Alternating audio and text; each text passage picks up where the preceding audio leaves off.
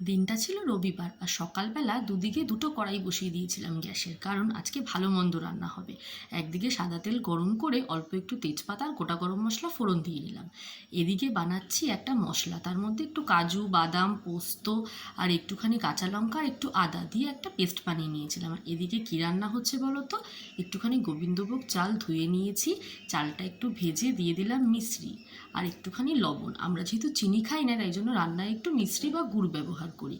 আর হ্যাঁ, ঠিকই ধরেছো, এটা রান্না হচ্ছে পোলাও, সাদা পোলাও। সবাই তো পেঁয়াজ দিয়ে সাদা পোলাও করে, নিরামিষের দিনে কিন্তু এইভাবে পেঁয়াজ ছাড়া সাদা পোলাও বানিয়ে দেখতেই পারো। তো তার মধ্যে একটুখানি কাঁচা লঙ্কা আর অল্প একটু গরম জল দিয়ে দিচ্ছি। আর সাদা পোলাও যখন, তাহলে তো জলের সাথে অল্প একটুখানি জাল করে নেওয়া গরম দুধ দিতেই হচ্ছে রান্নায়, তাই জন্য একটুখানি গরম দুধও দিয়ে দিলাম। আর এবার পোলাওটা ফুটতে থাকবে আর এদিকে রান্না করে নেব স্পেশাল একটা আইটেম। তার জন্য একটুখানি সাদা তেল গরম করে তেজপাতা ফোড়ন দিয়ে দিচ্ছি। আর রোববার মানে স্পেশাল আইটেম বলতে অবশ্যই চিকেন বা মাটন, তো আজকে আমি চিকেন রান্না করে নিচ্ছি।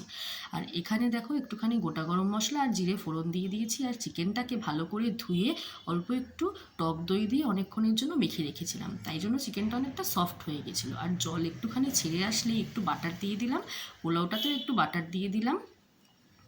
এবার দেখো ভালো করে নেড়ে নিচ্ছি। আর ভালো করে ভাজা ভাজা হয়ে যাওয়ার পর তারপর এই মশলাটা যে করে রেখেছিলাম সেই মশলাটাও একটু দিয়ে দিলাম। একবার মিক্সিতে হচ্ছিল না বলে দুইবারে মশলাটা করে নিয়েছিলাম, তাই জন্য একটুখানি বাটিতেও ঢেলে রেখেছিলাম। এটা কিন্তু আলাদা কিছু না, সেই একই মশলা।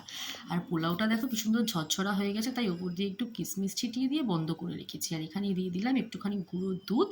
আর যখন দেখবো মশলাটা অনেকটা গাঢ় হয়ে ভালো করে কষে এসেছে তখন দিয়ে দেবো একটুখানি গরম জল। আর ওই যে বললাম চিনি খাই না তাই জন্য দিয়ে দিলাম এখানেও একটুখানি মিশ্রি। আর ভালো করে মাংসটা ফুটতে শুরু করেছে। দেখে নেব যখন মাংসটা ভালো করে সেদ্ধ হয়ে যাবে আর যতটুকু ঝোল রাখার প্রয়োজন করব সেই পর্যন্ত আমি ভালো করে ফুটাবো।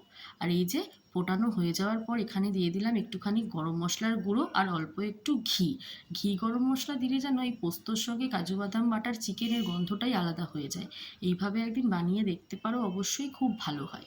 আমি খুব একটা ঝোল রাখিনি, অনেকটাই মাখা মাখা করে ফেলেছিলাম। আর এই পোস্ত আর কাজুর চিকেন যখন তুমি নামাবে ঠান্ডা হওয়ার পর আরও বেশি করে দেখতে পাবে যে অনেকটা ঘন হয়ে গেছে।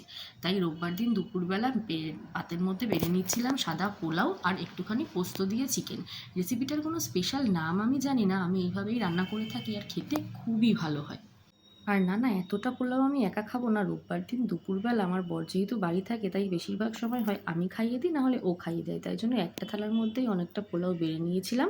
আর চিকেনটা আরও পরে নিয়েছিলাম, বাটিতে আটছিল না বলে অল্প একটুই নিয়েছিলাম। এই দেখো চিকেনটা কতটা সফট হয়েছে দই দিয়ে মেখে রাখার জন্য। সবাই এভাবে বানিয়ে এনজয় করে বলো আমায় কেমন লাগছে। টাটা।